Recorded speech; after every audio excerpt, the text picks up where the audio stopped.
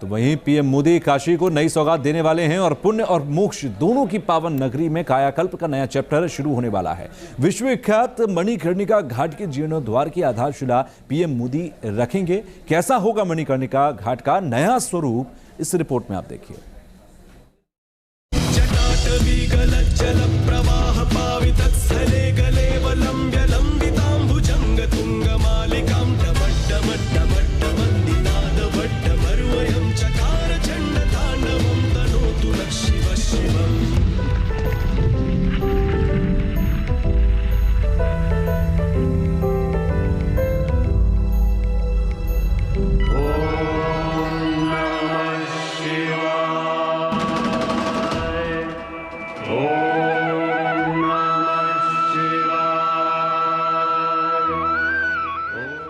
काशी इसलिए भी विशेष है कि ये जीवन और मोक्ष दोनों की नगरी है। इस धरती के कंकड़ कंकड़ में शिव शंकर का आशीर्वाद बसता है और मान्यता है कि जो भी इस धरा पर प्राण त्यागता है उसे बाबा विश्वनाथ की कृपा से मोक्ष प्राप्त होता है।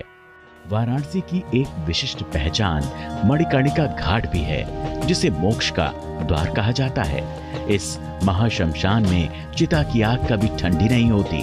दुनिया भर से लोग मोक्ष की कामना के लिए वाराणसी आते हैं और उनके लिए मणिकर्णिका एक महातीर्थ है। मोदी सरकार ने इस तीर्थ के पुनरुद्धार का संकल्प लिया है। मणिकर्णिका को आधुनिक सुविधाओं से लैस करने की तैयारी हो रही है ताकि चिलचिलाती धूप हो या मूसलाधार बारिश या फिर सैलाब जैसा संकट, यहाँ आने वालों को किसी तरह की कोई परेशानी न हो। वाराणसी के इस मणिकर्णिका तीर्थ पर अभी भी बहुत सारी समस्याएं हैं, जहां से लोगों को दो चार होना पड़ता है। सौदा करने के लिए घंटों इंतजार करना पड़ता है। बाढ़ के समय सौदा करना बहुत मुश्किल हो जाता है और ऐसे में अब प्रधानमंत्री नरेंद्र मोदी एक ऐसी योजना को लेकर आ रहे हैं जिसके जरिए मोक्ष पाना बहुत आसान हो जाएगा। दरअसल वाराणसी के इस मणिकर्णिका घाट को विकसित किया जा रहा है। यहाँ पर प्राचीनता के समावेश के साथ अत्याधुनिक सुविधाओं का अंबार होगा। खास तौर पर वाराणसी के इस महाशमशान में इस तरीके के रैंप लगाए जाएंगे जब बाढ़ के समय भी आसानी से सौदा हो सके। मणिकर्णिका घाट को लेकर ये मान्यता है कि भगवान शिव स्वयं यहाँ आत्मा को तारक मंत्र देते हैं।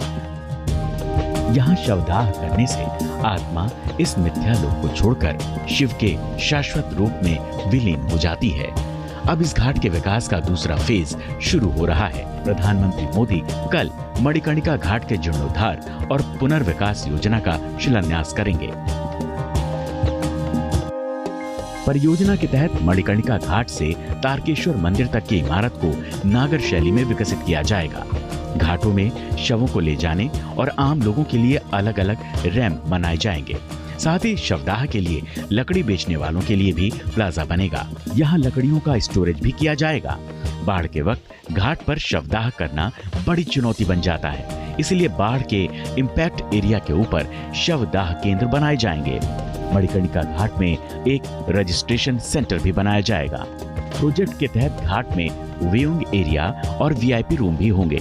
साथ ही घाट के आसपास की पौराणिक इमारतों जैसे चक्र पुष्करणी कुंड, तारकेश्वर मंदिर, रत्नेश्वर मंदिर व दत्तात्रेय पादुका को भी डेवलप किया जाएगा। इस प्रोजेक्ट के तहत मणिकर्णिका घाट से सिंधिया घाट तक के एरिया को विकसित किया जाएगा। प्रथम फेज में एचएफएल पर हाई फ्लड लेवल पर निर्माण हुआ और धर्मशाला ठीक हुई और तमाम और सुविधाएं हुई।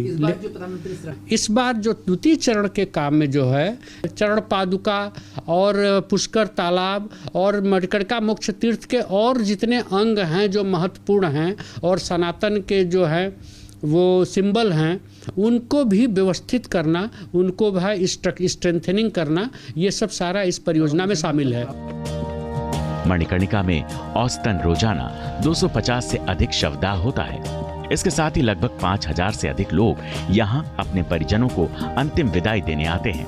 महाशिवरात्रि पर भी लगभग 1 लाख श्रद्धालु पंचकोशी यात्रा का आरंभ और समापन इसी स्थान से करते हैं। इसीलिए योगी इस स्थल के विकास पर विशेष ध्यान दे रही है। प्रधानमंत्री मोदी काशी के सांसद हैं। उन्होंने बाबा विश्वनाथ की नगरी के कायाकल्प का प्रण लिया है। पीएम मोदी का संकल्प है कि वाराणसी में परंपरा और आधुनिकता का संगम हो। इसे दुनिया के सबसे विकसित, स्वच्छ और सुंदर शहरों में गिना जाए। इस परिकल्पना को साकार करने के लिए काशी के कायाकल्प का मिशन चलाया जा रहा है। काशी कॉरिडोर का उदाहरण हम सबके सामने है और मणिकर्णिका इसकी अगली कड़ी बनने जा रही है। काशी हिंदू आस्था का केंद्र है, जहां दुनिया भर के श्रद्धालु शिवशंकर का आशीर्वाद लेने आते हैं। इसीलिए वाराणसी का विकास प्रधानमंत्री मोदी की प्राथमिकता है और योगी सरकार इस स्वप्न को साकार करने का अभियान चला रही है। बहुत सुविधा पहले से अति उत्तम अच्छी सुविधा हो गई है। पिछले मैं 12-14 साल से आ रहा हूँ, उससे तो मैंने आज देखा कि प्रधानमंत्री श्री नरेंद्र मोदी जी के संसदीय क्षेत्र के हिसाब से अभी हमको बहुत अच्छा लग रहा है। पूरा वाराणसी साफ सुथरा अच्छा है। ये मोदी जी की कृपा है वाराणसी के ऊपर। मणिकर्णिका घाट का जिक्र प्राचीन ग्रंथों में मिलता है। माना जाता है कि यहाँ माता पार्वती जी का कर्णफूल एक कुंड में गिर गया था, जिसे भगवान शंकर ने ढूंढा था। इसी वजह से इस जगह का नाम मणिकर्णिका पड़ा।